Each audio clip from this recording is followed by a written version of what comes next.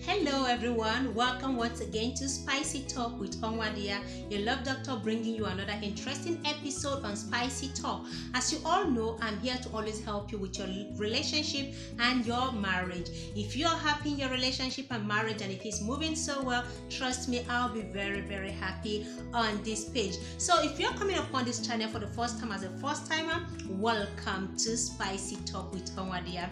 Please do well to like, to comment, and to also share with your loved one. Don't forget to subscribe after watching this particular episode and more. You can check through all my videos and then check through all my videos and see what you love and what will be very useful to you. And then for you, my returning subscriber, thank you so much for always coming back on the space to keep me company. You guys are the real MVP. Your love and support are not taken for granted. Trust me, I love you guys. So on today's episode, we'll be discussing how to rebuild a broken trust after a betrayal.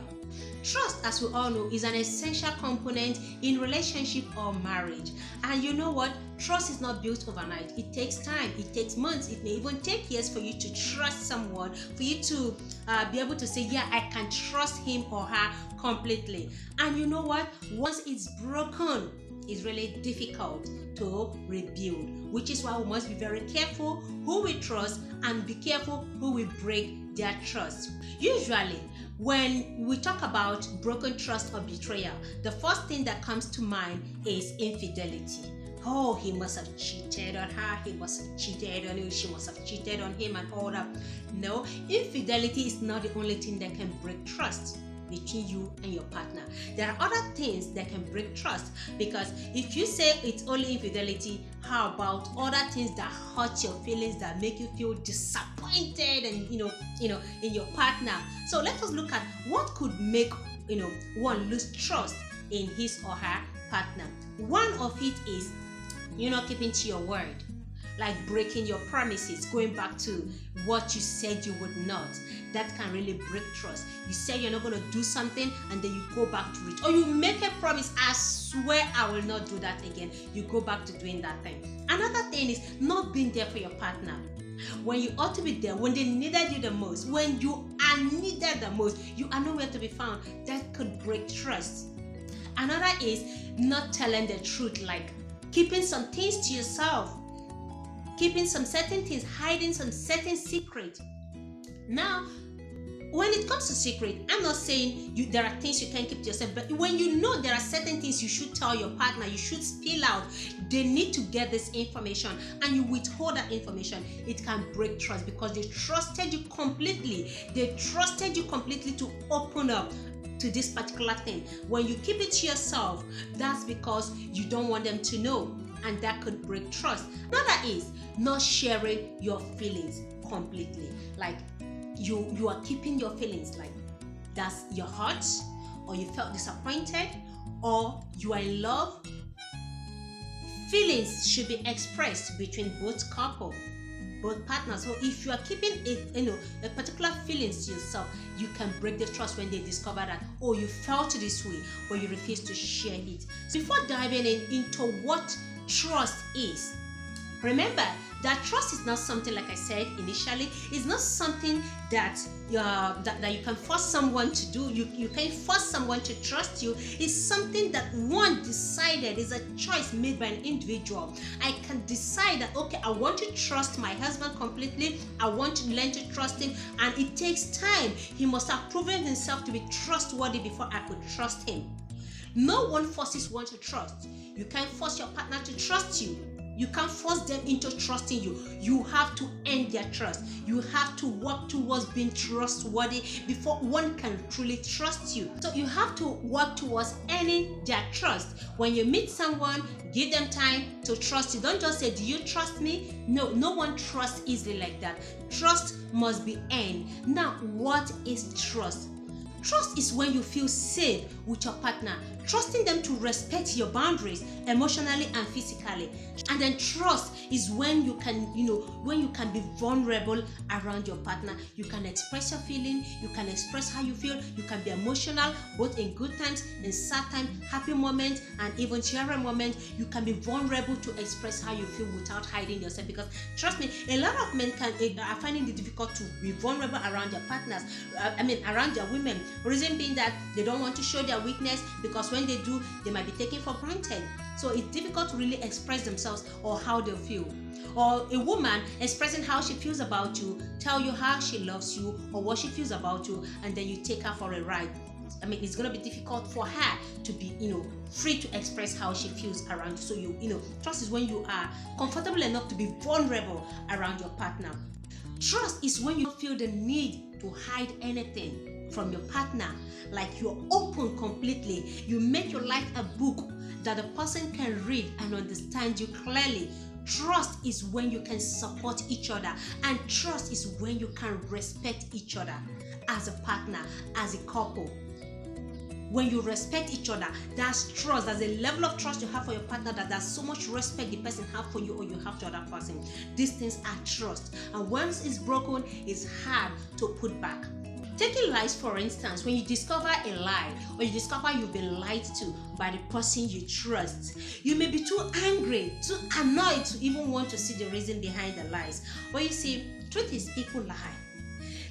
Sometimes not deliberately, not to hurt you, but they lie to either protect you or protect themselves. People lie out of fear.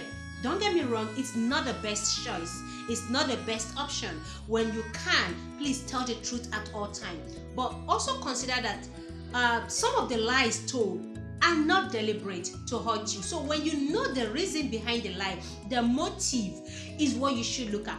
Why did this person lie to me? Hear them out. After explaining, maybe you may want to consider why they lie. Because put yourself in that position. Would you tell the truth? Would you? Always try to put yourself in that position before you say, oh, you are done with it. If you find yourself in that position, this person, or you find yourself in certain situation, are you going to own up to immediately? Are you going to just tell the truth immediately? Because remember, sometimes truth hurts, and he who loves you or she who loves you will not want to hurt you, so they just lie so you don't get hurt. So when you know the reason behind the lie, you may consider forgiving and rebuilding that trust. Like I said, it's not the best option. If you can, please tell the truth at all times. Another instance could be misconception or miscommunication, meaning not saying things as it should be said or understood by your partner. Look, when that happens, please let them know this is how you should come forward with it. Express yourself. Let them know you are hurt and you're disappointed with the outcome of the whole thing. And this is how it should have been said. Because most times we misunderstand, or we misunderstand some certain information when somebody is trying to tell you something and you pick it in a different way. The person may not know that you didn't get the message clearly. So that's miscommunication. The person passed the information to you in a wrong way that you didn't understand. That's because probably they're trying to find a way to tell you. When you're trying to find a way to explain some certain tight situation, and then you end up passing across the wrong message. So once this happens, please let the person know you do not like what happened. You do not like that they didn't come out clean and forward with the whole truth or with the whole information. So learn the motive behind it. If the person is sincerely sorry and regretful and remorseful, please do well to forgive and to begin to rebuild the trust if you love them. The action sometimes that you have to look at, sometimes the action behind it, what's the motive behind it, that's what you have to consider, and then you forgive and move on. Then one way again you can rebuild trust is communication. Communicate. I keep saying it. Don't underestimate the importance of communication. Express yourself. Create time. Find time to sit them down and let them know you do not appreciate this thing at all. You don't like it. Let them know how you feel. What you would want them to do in order for you to rebuild the trust. Because when someone is hurt, or felt betrayed, you cannot just force them out of the feeling. Allow them time. So you need to let them know, I need some space. I need time to think about this whole thing. I need time to process this whole thing. Okay, let them know what they need to do to help you rebuild the trust. Then practice forgiveness. Forgiveness is key.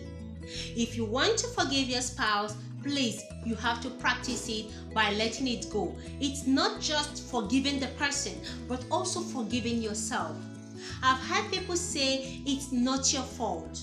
It's my fault for trusting you.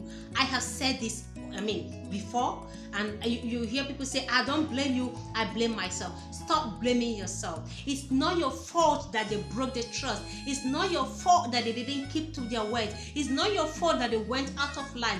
It is their fault. So don't blame yourself. You must also learn to forgive yourself. As much as you forgive them, forgive yourself. You may not forget. Forgiveness doesn't mean it's okay. It doesn't mean that what they did is accepted. It only means that you're willing to rebuild a relationship. You're willing to give them another chance.